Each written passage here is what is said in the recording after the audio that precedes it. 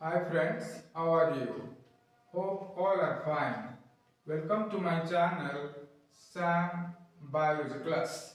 Today we will discuss about real-time polymerase chain reaction.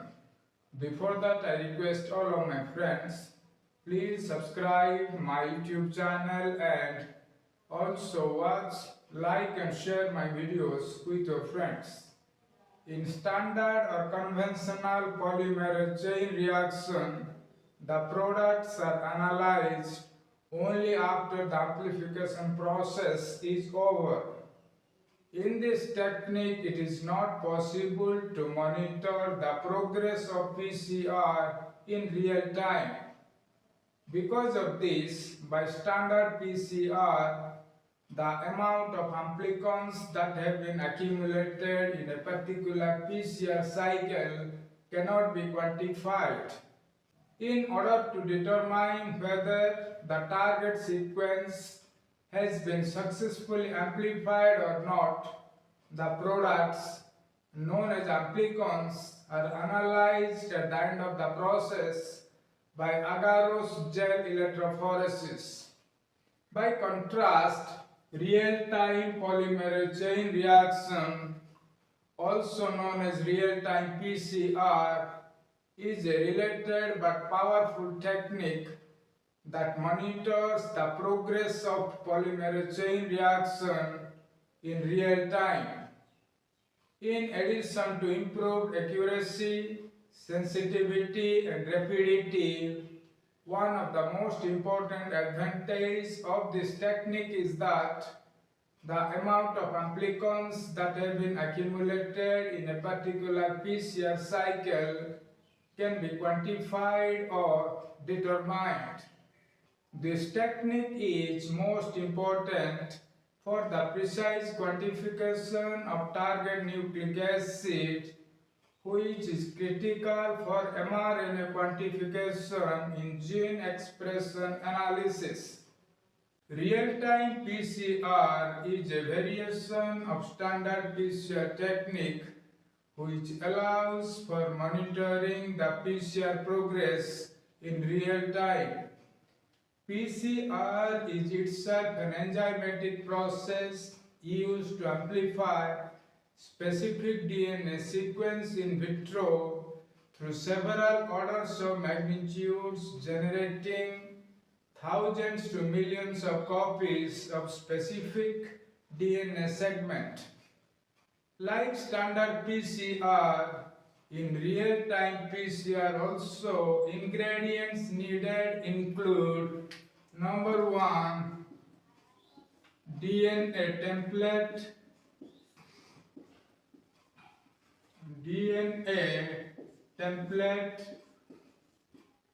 number 2, primers,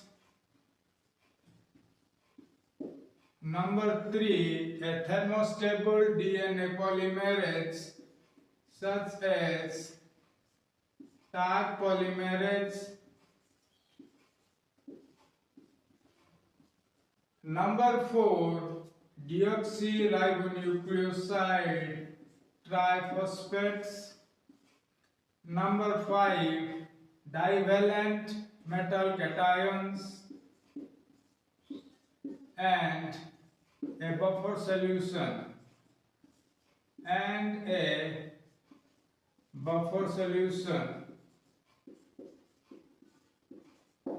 In addition, real-time PCR also requires fluorescent dyes or probes,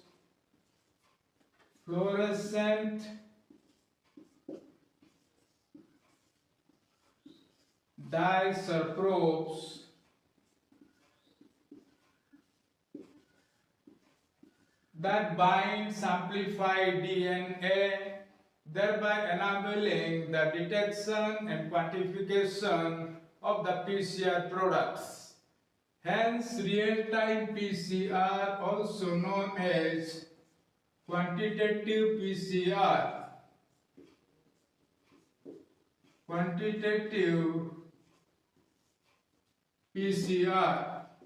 Real-time PCR system employs fluorescent dyes or probes for detection and quantification of PCR products. Fluorescent dyes include SYBR green 1, SYBR green 1 and Eva green and Eva green. These dyes are double-stranded DNA intercalating agents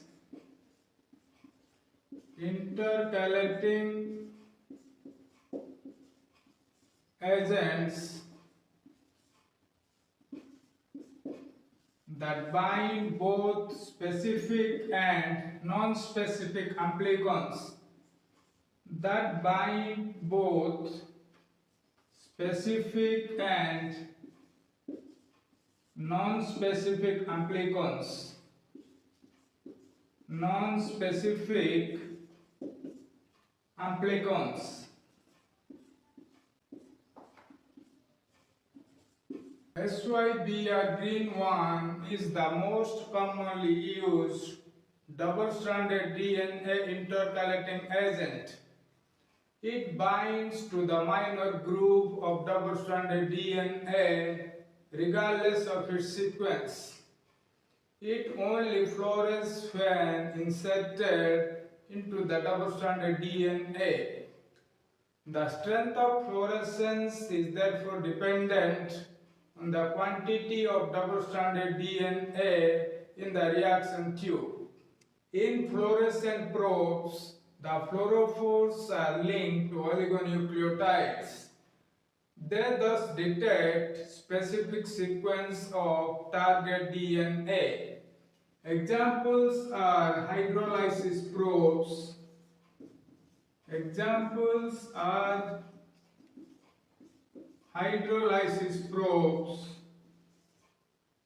Such as Tachman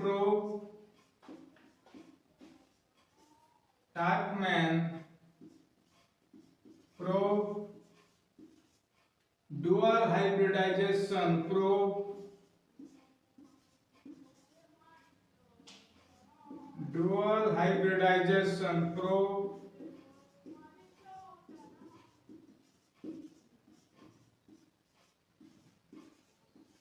molecular beacons,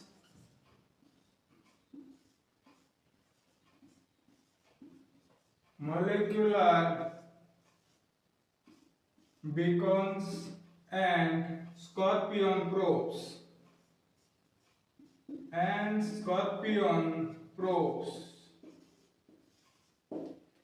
A fluorophore is a molecule which absorbs light energy at one wavelength and then re-emits it at a longer wavelength.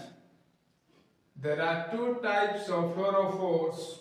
One is donor or reporter.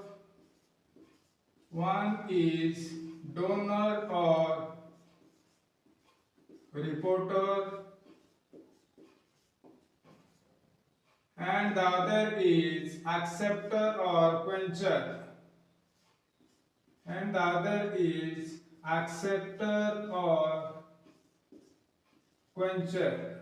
When a donor fluorophore absorbs light energy, it raises its energy level to that of an excited state. When the excited state returns to the ground state, energy is emitted as fluorescence. The emitted light energy can be transmitted to an adjacent acceptor fluorophore if the donor and acceptor fluorophore are in close proximity. This transfer of excited state energy from a fluorescence reporter to a quencher is known as fluorescence resonance.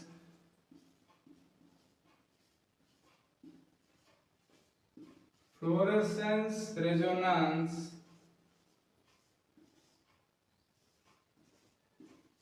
energy transfer,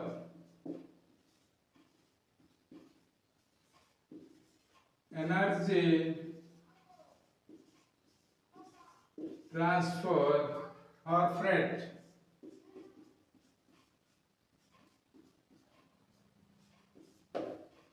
There are two distinct types of fret mechanisms. One is fret quenching, one is fret quenching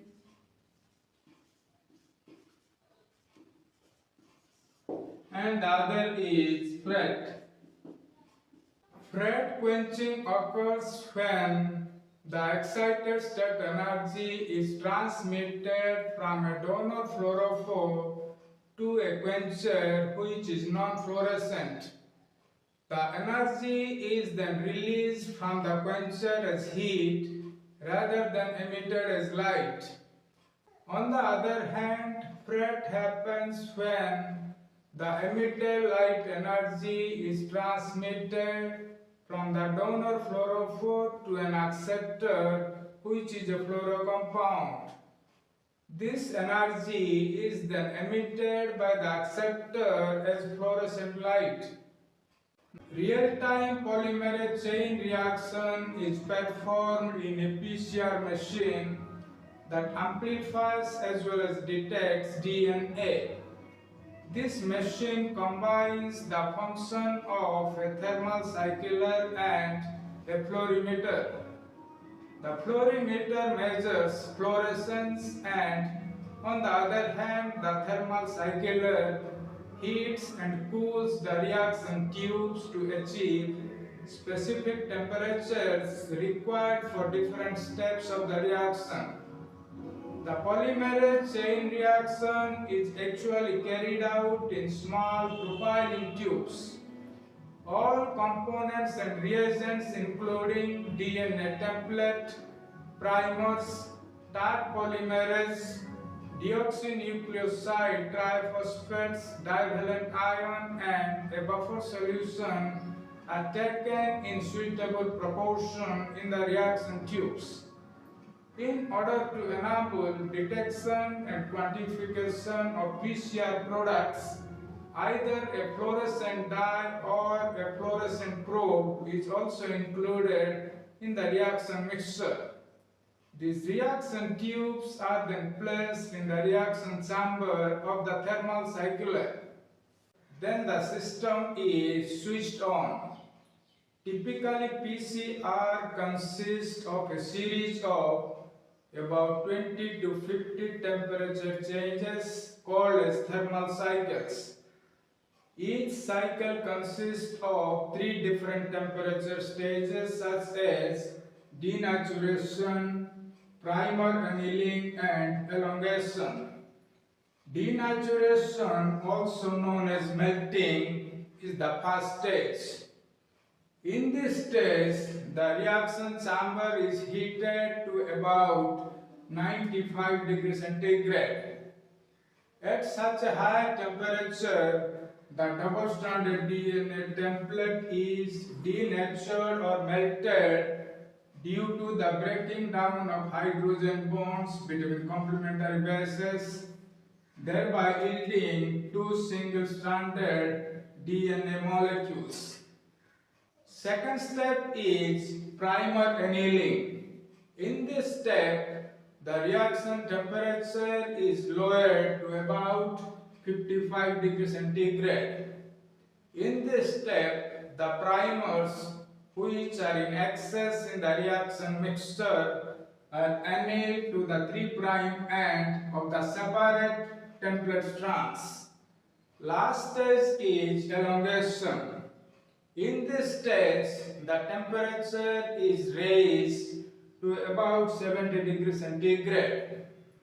In this stage, the primer, which are annealed to the 3' end of the template strands, are extended by the addition of successive nucleotides to the free 3' hydroxyl group in 5' to 3' direction.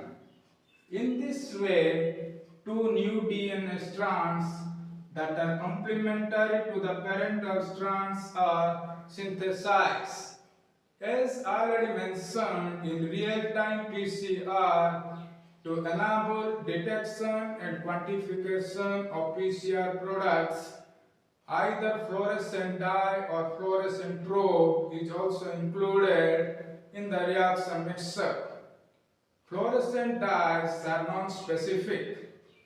They are double-stranded DNA intercalating agents. They bind to the double-stranded DNA regardless of its sequence. So fluorescent dye binds to specific as well as non-specific amplicons. In this example, we have included SYBR green one in the reaction mixture. It is the most commonly used fluorescent dye in the real-time polymerase system. This dye exhibits very little fluorescence when free in the solution. It fluoresces only when inserted into the double-stranded DNA. At the time of extension of the primer and polymerization, the dye molecules are inserted into the double-stranded DNA copies. The insertion of SYBR green one into the double-stranded DNA molecule results in higher fluorescence. The intensity of fluorescence is dependent on the amount of dyes that are inserted into the double-stranded DNA molecules. If there is a large amount of PCR products, then large amount of dyes will be inserted into the double-stranded DNA. As a result, the intensity of fluorescence will be higher. By contrast, if there is a little amount of PCR products, then the amount of dyes inserted into them will also be little and the resulting fluorescence will be considerably less. Based on this relationship, the amount of amplicons that have been accumulated following a set number of PCR cycles can be determined. In addition to fluorescent dyes, fluorescent probes are also used in real-time PCR for the detection and quantification of amplicons. Probes are sequence specific and hence they bind specific amplicons. One of the very popular hydrolysis probe is Tartman probe, which has a fluorescent reporter dye linked to its 5' end and a quencher dye at its 3' terminus. The mechanism of its action depends on the 5' to 3' exonuclease activity of Taq polymerase, which hydrolyzes the attached probe throughout PCR amplification. When the probe is intact, then the reporter and the quencher dye remains in close proximity. As a result, fluorescence resonance energy transfer occurs. Due to this transfer, the fluorescence emission of the reporter dye is absorbed by the quencher and this prohibits any type of fluorescence. Now let us discuss as how to analyze the data obtained from real-time PCR. Theoretically, polymerase chain reaction is an exponential process in which the number of DNA molecules double after each cycle. The number of DNA molecules present in the starting mixture determines the amount of amplicons that will be generated following a set number of PCR cycles. If the starting mixture contains few DNA molecules, then a little amount of amplicons will be generated. By contrast, if there are large number of DNA molecules in the mixture, then the amount of products will be higher. Based on this relationship, the number of DNA molecules present in the sample can be calculated by measuring the amount of products that is generated.